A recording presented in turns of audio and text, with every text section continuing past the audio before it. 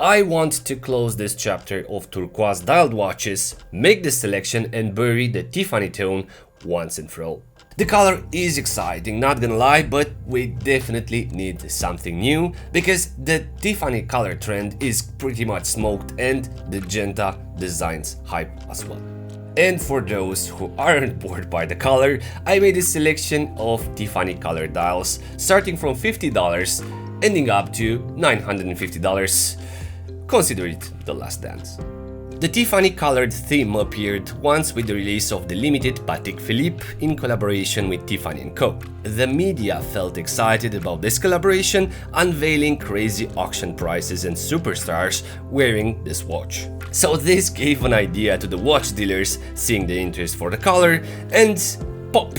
What do you know? The Rolex Oyster Perpetual in turquoise exploded in price, being sold for almost 10 times the original retail price.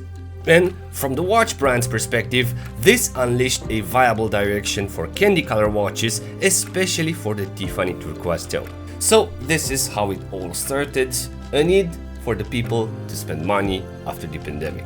In my view, this is a beautiful color which works as a base, making sufficient contrast with the black or white text, but the steel markers and the hands as well. I often call it an amazing summer colored watch. And for this reason, I prepared a list of turquoise models presented chronologically.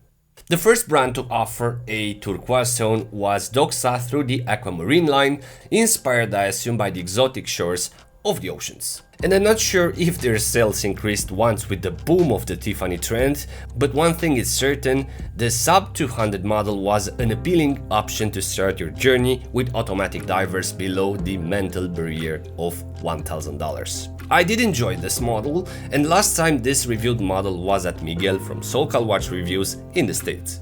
So the watch remarks not only through the even and the beautiful turquoise lacquered dial, which is contrasted by black lacquered hands, blue even lume applied on the markers and the bezel, but through the twisted case which was inherited from the vintage Doxa Shark Hunter 200, Doxa's first diver before the legendary orange Sub 300 series. Back in the days, the case was made in the same factory where Omega made the Speedmaster and the Seamaster cases, signed by Huguenon Frere Compagnie, which was identifiable through the twist of the lugs and the exceptional waterproofness. As designed, this case has a bigger diameter of 42mm, narrowing down, hosting 19mm between the lugs. So the case feels big as specs, but in reality this diver wears potentially smaller than 40mm on the wrist, helped by the reduced lug to lug. So the Sub 200 offers still exceptional value for money, and as brand new this diver is offered at around $950. The next piece is the popular Casio Tiffany, a name given by the community and a platform which exploded once with the turquoise color release in 2022. A watch which was released a few years back without too much excitement from the enthusiasts. But once, with the Tiffany Casio, a lot of people turned their attention towards the brand through this model, ending up being sold on eBay or on the secondary market as pre-owned for at least double the price. This model is nicely made, with a fluted bezel similar to a Rolex Datejust, a clean balanced dial with loomed hands, a matted blue turquoise surface, and some interesting painted markers which are doubled at 12, 3, 6 and 9 o'clock to match the metallic accents within the dial. I have to admit, the proportions, the size and the dial layout with the quirky fluted bezel offers an appealing package. The watch is well sized at 38mm and as a result, on the wrist sits balanced, unveiling a sporty and a formal identity in the same time. You simply cannot ask more than that for $50, and Casio knows how to play this game for sure.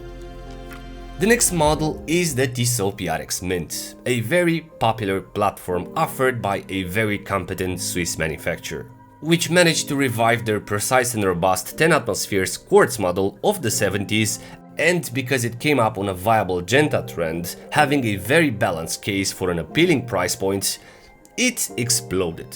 So, a few versions, sizes and colors later, the PRX Mint appeared, Tissot becoming here quite a strong pillar which sustained the Tiffany hype trend alongside 2023. People loved it, views and endorsements everywhere, and for good reason. This $350 model with a vertical pattern and a greenish turquoise tone was sold out immediately after the launch date. So Tissot extended their line after the quartz success with the automatic Powermatic 80 version, later on with an exciting chronograph model, but also with various rubber and leather straps. And although it wears a bit big, the Mint version offers quite an experience on the wrist. The bracelet concept combined with the case design and the turquoise tone of the dial offers the right statement watch to be worn on a sunny summer day. And then we are looking at the promising Seiko 5 line, which became a bit more inclusive this year, coming up with a series made in 38mm instead of the classic 42mm case, which emulates the legendary Seiko SKX diver. Seiko 5 does not receive too much love lately, although the quality is there. The new Seiko 5 line is well finished, it's robust with a decent automatic movement inside and 100 meters war resistance. So the 38mm teal version follows the same principles of the 42mm 5 line as a solid everyday watch with a unidirectional bezel without a lume pip at 12 o'clock, an automatic movement and a well-refined dial. Because Seiko nowadays spends more focus on the dial finishing and on diverse elements to make their creations to capture interesting accents when exposed to the light. In this case we have a teal greenish matted base with lumed markers outlined in metal and gold coated hands. And although they look from another movie, the gold accents actually tie up the dial chromatically, making it warmer and more appealing. And as wearability, this is a well-sized watch and sits comfortably on the wrist. It's a qualitative automatic watch in my opinion, however I consider it, at least for my taste, too small and I actually never wore it.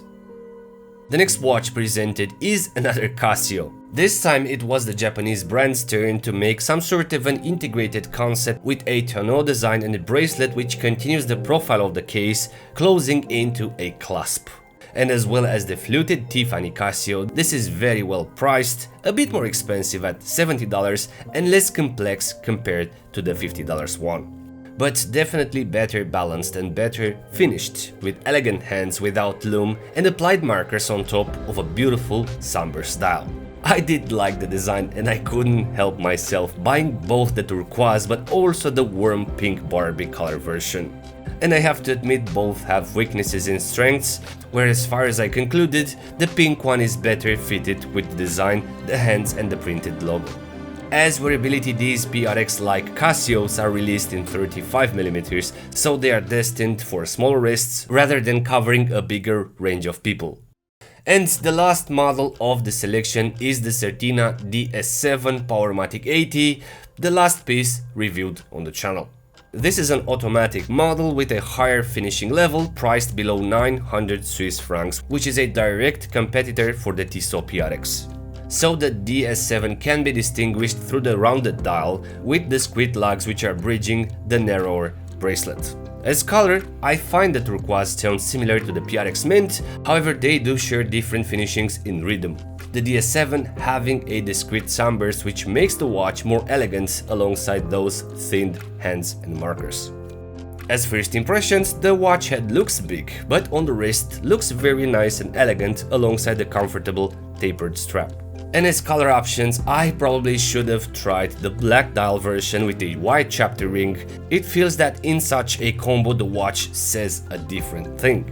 Some people said the DS7 watch came late to the party, and I honestly do not deny. It feels that the Genta trend, also the Tiffany color, are yesterday's news. Or people simply got tired of too many options on the market.